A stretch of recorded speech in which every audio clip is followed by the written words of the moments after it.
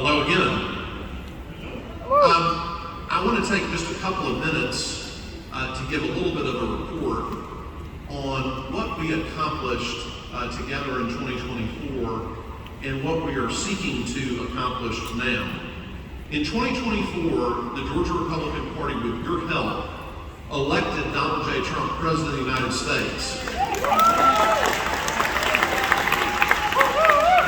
We did that on a 115,000 vote margin, 2.1%, sort of like winning a ball game by a field goal. And it's because of the work that each and every one of you did. We shifted over 130 of Georgia's 159 counties to the right in the 2024 election. We did that by recruiting over 500 lawyers and beating the Democrats in court over and over again on election integrity. We did that by passing key laws at the State House. We did that by recruiting poll watchers who were, for the first time ever, covering every targeted precinct in the state of Georgia. And by doing that, you made sure that the Democrats were not able to do to us in 2024 what they did in 2020. We also had a second-to-none get-out-the-vote program.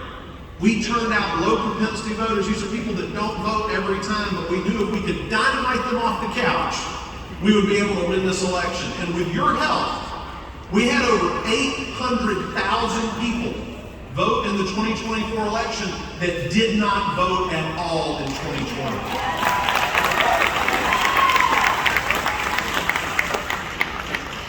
There was so much winning, to paraphrase our president, that in the wake of our election victory, the Democrats fired their state party chairman in the middle of her term. But we're continuing to win. We've been able to throw Fani Willis off her fake witch hunt going after our electors that I talked to you about a year ago. And we passed a law this year at the General Assembly that when that case is dismissed, all of our defendants will be able to sue Fulton County to get every dime back that they paid to defend themselves. Yeah! And we are poised, ladies and gentlemen, for an unbelievable election cycle to come. But there's a lot of work in front of us, an awful lot of work in front of us. And for the first time in a very long time, we have statewide elections occurring here in Georgia in 2025. We're used to just voting for city council and that kind of thing. But we've got statewide elections coming up in 151 days. And we've got a statewide primary coming up on June 17th. So I want to introduce our next speaker now, who's one of the candidates in that statewide primary, Tim Echols. Many of you know Tim. He's no stranger to this party or to the conservative movement. From his creation of the Teen Pack Youth Leadership School now, that is in all 50 states across America that trains conservative high school kids. Some of you know Tim from his fight against human trafficking by his creation of the Unholy Tour. Others of you just know him from his 15 years as our representative on the Georgia Public Service Commission. Tim has been married for 41 years. He is the proud father of 7 children. He is a triple dog with 3 degrees from the University of Georgia. Please join me in giving a warm Georgia Republican welcome to our friend, Tim Echols.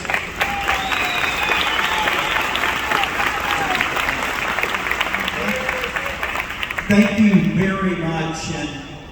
And I stand here before you quite concerned today. Because, whenever you run up the score on an opponent or you have some great victories, there is a tendency to get a little bit lazy. And I want to tell you, as of this morning, after 10 days of early voting, including every county on Saturday, and 4 big counties on Sunday, there have been less than 10,000 Republican voters in the early election. Less than 10,000. Josh mentioned 8,000 new voters that we had in the previous election. But let me tell you the really bad news, is that there have been 15,000 Democratic voters that have selected a Democratic ballot. Now, let me tell you why this is of great concern. Can you just imagine with me that we go into the November 4th election this year, whoever our candidates are, against Democrats that had a better turnout than we had. And for our candidates to lose in this election, and let me tell you why the odds are stacked against us. Because on this ballot, there won't be any state representatives, there won't be any Congress people, there won't be any state senators, there won't be any state reps, there won't be any county commissioners. There will only be city elections. Now, imagine going into Atlanta as an Atlanta voter, voting for Andre Dickens or whoever's going to be running against him, and all the city council people, and then seeing a public service commission race at the top of your ballot. How many Atlanta people do you think will vote Republican? Yeah, maybe about 10%, Brad Carver here, of course. But we're going to lose there. And there are 220 other cities that have elections. So we're going to be starting from behind. I am sounding the alarm for you today because I've spent $250,000 trying to get you to go and vote in this election. And we have failed miserably with 10,000 people across the entire state. I went to an electric company in South Georgia and was walked through by the CEO. Half the employees had never heard of the Public Service Commission.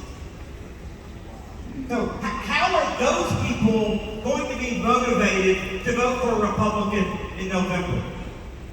The Democrat running for seat 2, which I currently hold, that Democrat lives in Savannah, she has a PhD, she's an African American, she's got a great website, she's a great speaker, and she's a DEI specialist.